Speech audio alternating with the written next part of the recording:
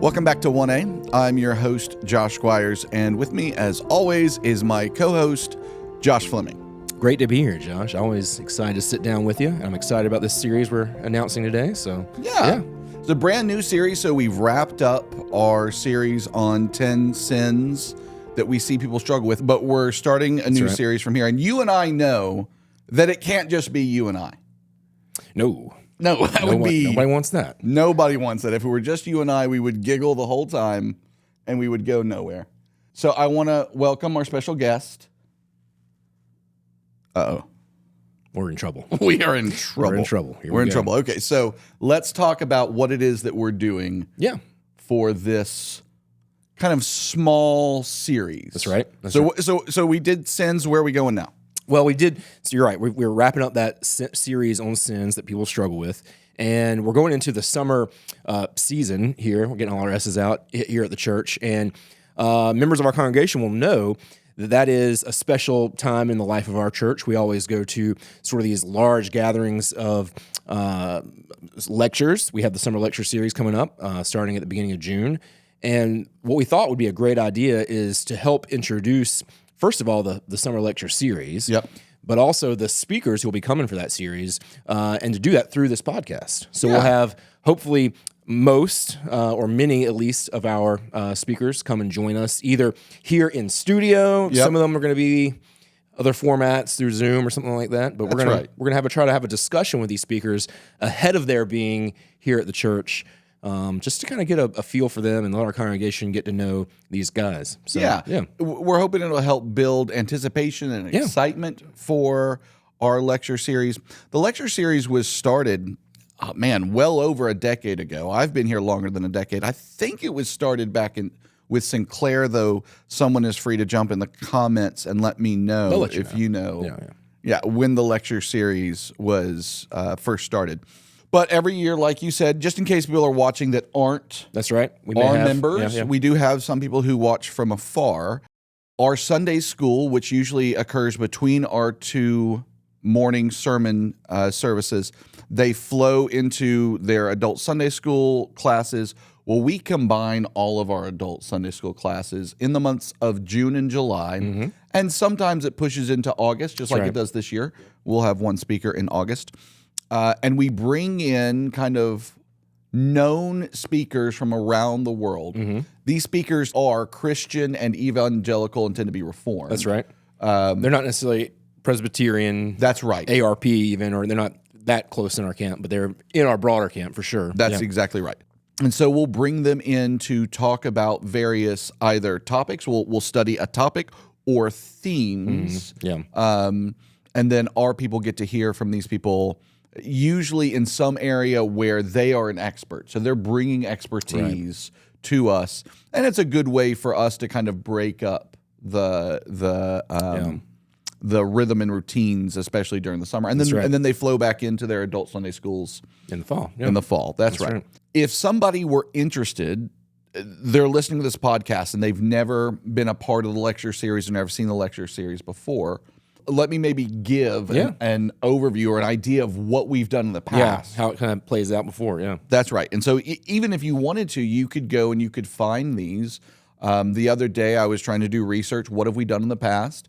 And if you go to sermon audio and then you select by, instead of just all sermons, by Sunday school, you will easily find our lecture series from many, many years, right? Yeah. So just as an example, I started in 2020. What did we talk about in 2020? What is Jesus doing today? And in that series, it was things like Joel Beakey came and he spoke about what is Jesus doing today with the Puritans? How are the Puritans continuing to affect how it is that we think about the church and ourselves? The following year, 21, we talked about following Jesus. So more of a sanctification discussion. What does it mean to follow Jesus in these various areas or under various circumstances? Right. Growing in holiness in the Christian life. That's right. Very important. That's right. And then in 22, we talked about church membership. What does it mean to be a church member in various facets. And what does it mean to be an engaged church member? Right. Not just a consumer, but one who's participating and active in the life of the church. Very important. That's right. So that was really helpful. And then in 23, we did the Ordo Salutis. Yeah. What does that mean? What's Ordo Salutis? Order of salvation from the Latin. That's right. Super helpful to kind of walk through a reformed order of salvation. And so if people aren't used to those words, things like justification and election and sanctification and glorification, just really helpful. And again, speakers from all over the Reformed world coming in usually on an area of expertise. And then last year we did it all on the Holy Spirit. That's right. So we just had various lectures who talked about various activities of the Holy Spirit. Who was the Holy Spirit? How does he help the church? What's his role in salvation and judgment and all of that? Again, just super helpful. That's right. These series are always very helpful. Like you said, they're well-known speakers. They're guys who we want to be following their ministries anyway in some capacity, and probably many of in our congregation do that in some way. And then we have them here for a weekend and in the summer, and we'll have many of them here on the podcast, which is really cool. So tell us, what is, as we've kind of teased the last few years, what are we doing this year? What's this topic for this summer? The way it's titled is Walking in the Ways of God. It's a set of biographies meant to encourage believers, especially, about different ways in which God's calling people to himself, even unto glory, has lived itself out as we live our lives here, this side of glory. Right. So who all are we talking about? Well, you've got missionaries, you've got hymn writers, you've got reformers, you've got Puritans. That's right. Yeah. You've got more modern people, and you've got more, I wouldn't call them ancient, but just, again, going back to the Reformation, 500 years or so. Further historical figures, That's right. So it's a good smattering of people that we're going to look at.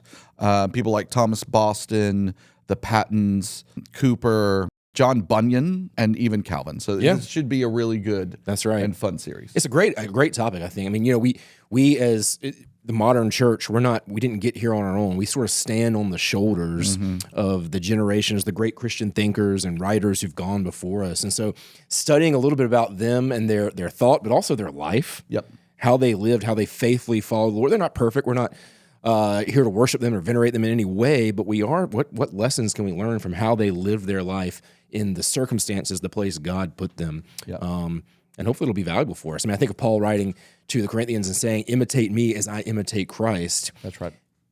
For us, maybe we'll find ways we can imitate these men. That's right. And as they were seeking themselves to imitate Christ, and it'll make us all a little bit better followers of Jesus. That's right. Exciting topic. Yeah. Just you've already mentioned it once or twice, but just want to affirm just the format. So the format of this is going to be a little different than what we've done before.